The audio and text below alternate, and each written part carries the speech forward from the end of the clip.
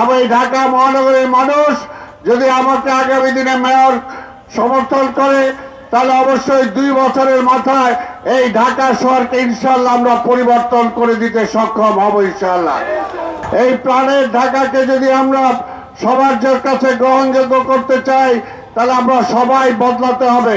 আমরা নিজেরা যদি বদলাই তাহলে ঢাকা শহর বদলাবে।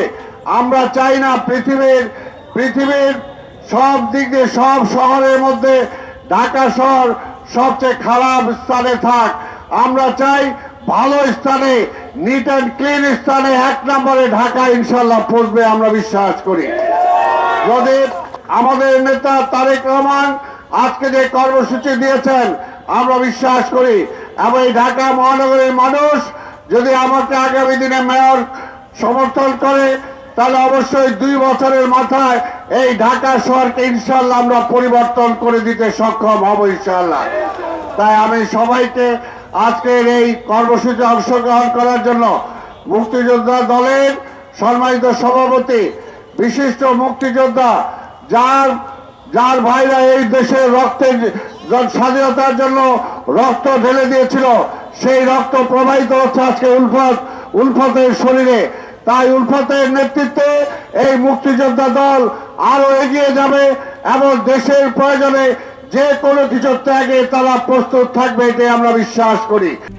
RICL TMX যুগের পর যুগ স্থাপনা থাকে মজবুত। তা আমি আর বক্তব্য দীর্ঘায়িত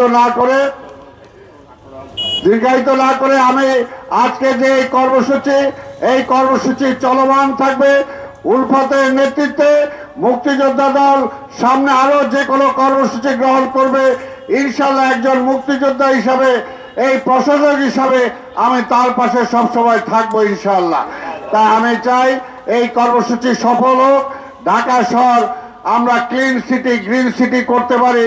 আজকে যেমনি পরিষ্কার পরিচ্ছন্নতার জন্য মুক্তিযোদ্ধারা রাজপথে নেমেছে, আগামী কয়েকদিনের মধ্যে এই ঢাকা শহরকে সবুজ করার জন্য গাছ রোপণের জন্য আবার মুক্তিযোদ্ধারা মাঠে নামবে, এটাই আমি বিশ্বাস করি।